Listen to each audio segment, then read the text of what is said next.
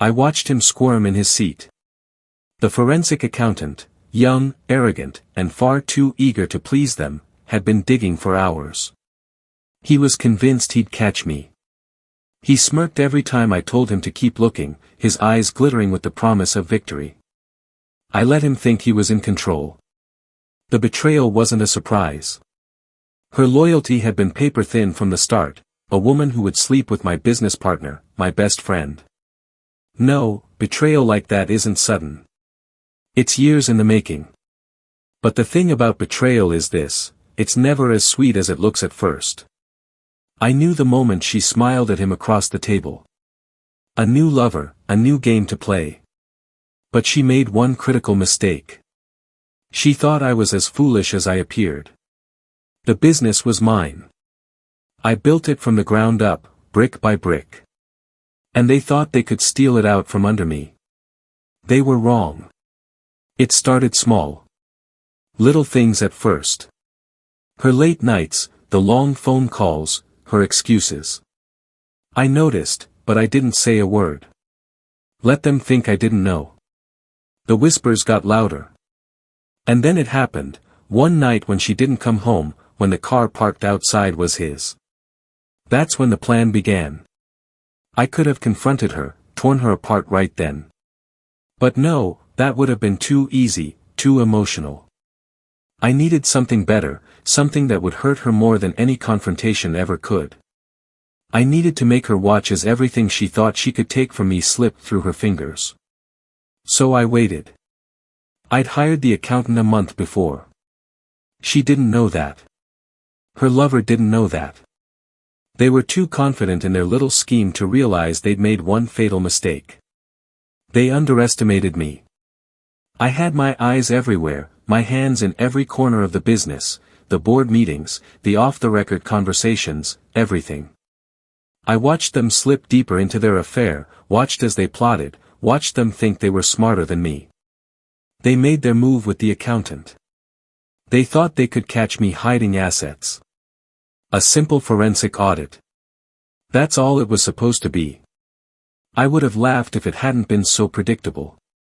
I had already set everything in motion. I smiled, but it wasn't an expression of joy. It was a smile reserved for a predator watching its prey take the bait. I met with the accountant a week before he started digging. Told him to search everything. He hesitated at first. A flicker of doubt crossed his face, but I pressed him. Every record, every transaction, every document. You'll find it all. I wanted him to think he was doing something clever, something I couldn't control. He didn't realize I was already several steps ahead. The first two ledgers, he found nothing. Nothing out of the ordinary. Nothing to tie me to any hidden assets. His smirk deepened with every page. By the time he opened the third ledger, I knew the game was almost over. He didn't expect it. I watched his face change, the color draining from his cheeks as the numbers lined up in front of him.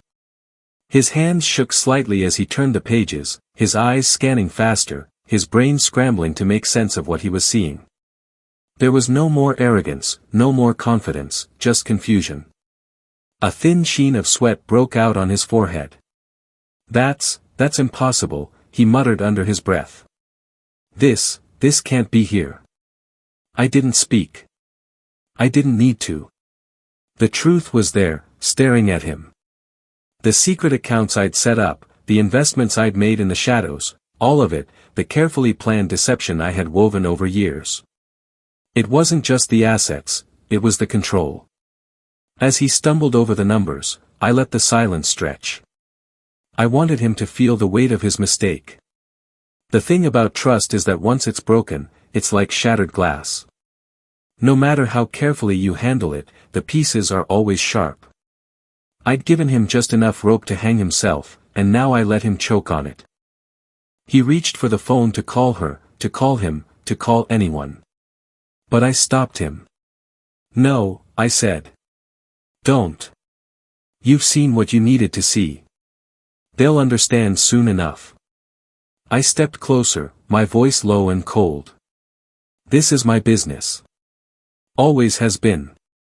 I built it from nothing, and it's staying with me. He looked up at me, his face pale, his mouth dry. He knew. He knew he had just stumbled into a trap, but it was too late to turn back. His lips parted as if to speak, but I raised my hand, silencing him.